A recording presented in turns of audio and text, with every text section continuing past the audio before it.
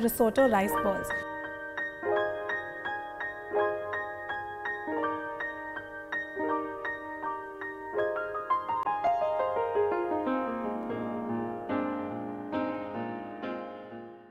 Hi, welcome to Sanjeev Kapoor Khazana. I'm Sonika, and today the recipe that we're going to make is called risotto rice balls. Now let's take a look at all the ingredients that we need to make this very interesting recipe.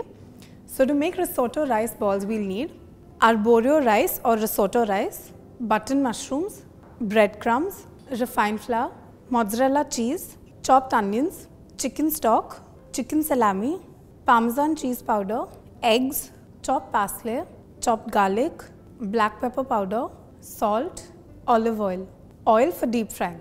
So this recipe that we're making today is a lot like an arancini, but I'm not going to call it that because by the time I'm done with my entire recipe, I might end up tweaking the original quite a bit. So let's get on with my version of this arancini.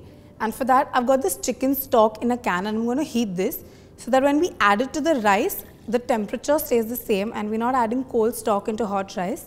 So I'm going to put this on a stove top and let it heat. And while the stock is heating, we're going to prep the other ingredients that we need to make this risotto.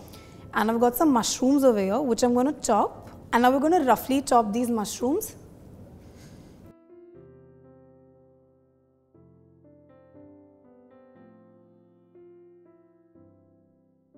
So I've roughly chopped the mushrooms, and what I'm going to do next is that I'm going to chop the salami, the chicken salami in a very similar way. So I'm just going to stack these up on the board.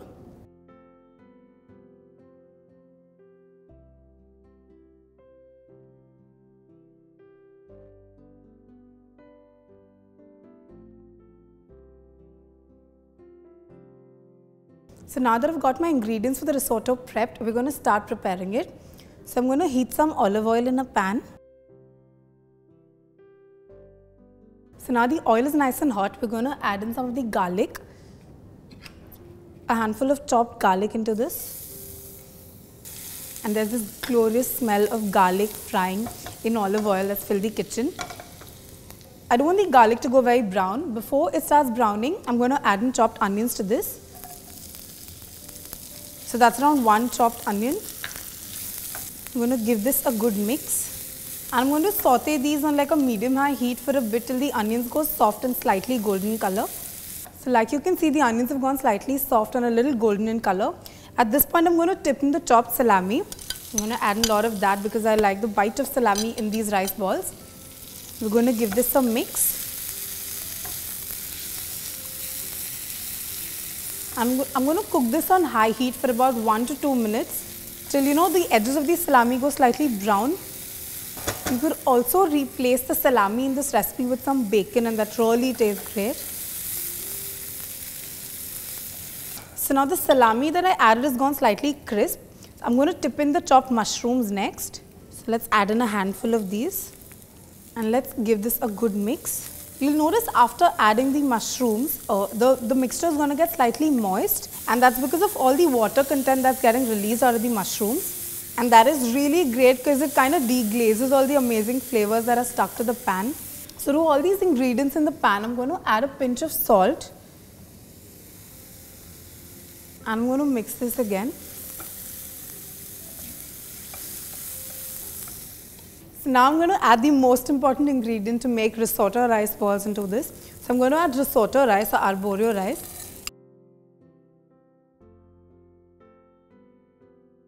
So in case if you don't get arborio rice or risotto rice, you could use any short grain variety of rice. You can use red rice that you get in India, or you could just try making it with maybe normal rice. Okay, so after I've added the risotto rice to the pan, I'm just going to mix it around for a bit. And then I'm going to start adding spoonfuls of stock that has been bubbling away on another gas over here. I've got some hot chicken stock over here and I'm going to add in ladlefuls of these into the rice. I'm not going to add all of the stock together because we're making a risotto, and while making risotto you need to add in the liquid in tiny portions. We're going to cook this on a low heat till all the moisture evaporates before we add in another ladleful of the stock into this. And we're going to do this a couple of times till the rice is perfectly cooked and we have a great risotto ready. So this risotto has been cooking for a bit now. I've added the stock a couple of times, waited till it dries out completely before I could add it again.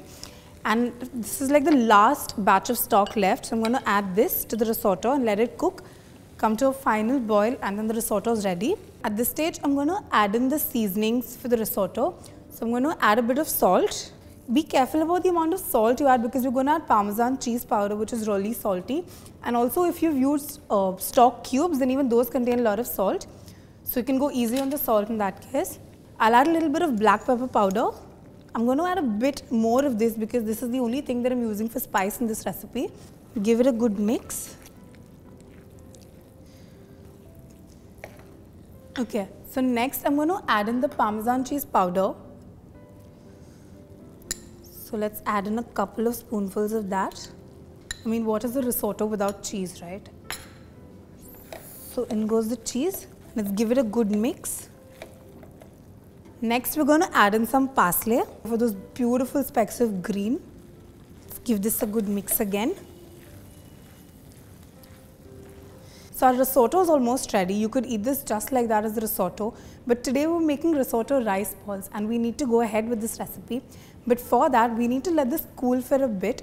So once this is slightly cool and it comes down to room temperature, we can proceed with the recipe. So my risotto rice is cooled down and come down to room temperature.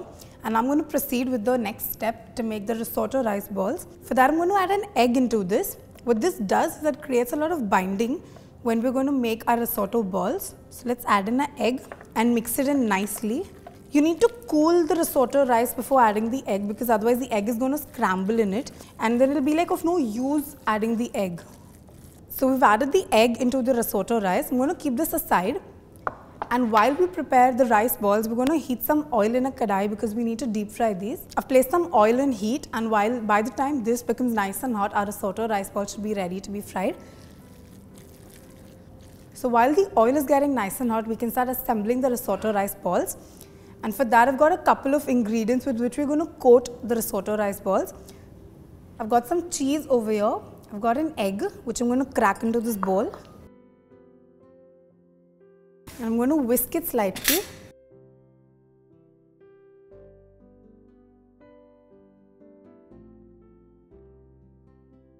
So I'm just going to slightly grease my palms with some oil.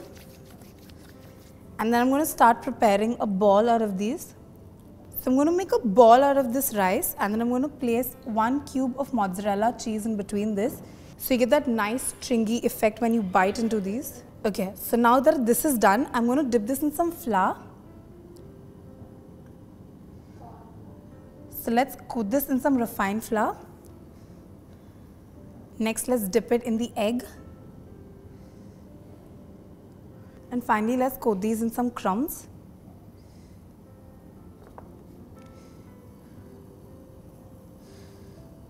And let's keep this aside. In a similar way, let's prepare risotto rice balls out of the remaining risotto mixture as well. So I've prepared the risotto rice balls and we've put them in the fridge for about an hour or two.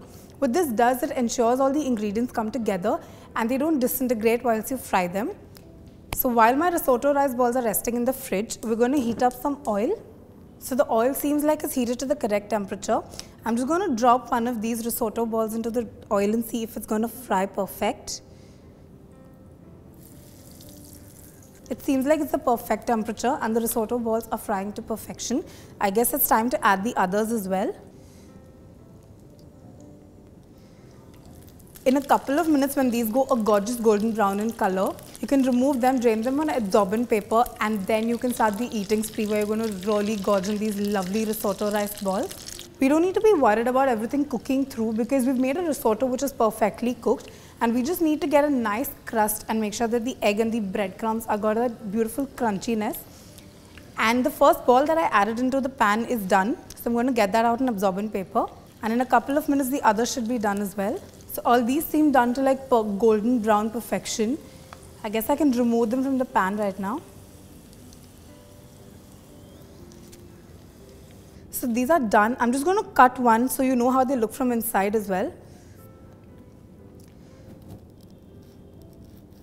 You can see the gooey mozzarella cheese that's melted inside, and you can see how perfectly crunchy the crust is. Let's not waste any time and plate these because they are best eaten hot. We're all fans of Italian food, and now you've got that one recipe which is perfect when you want to go a step ahead from the usual pizzas and pastas. Make sure you try this recipe because it really is fabulous.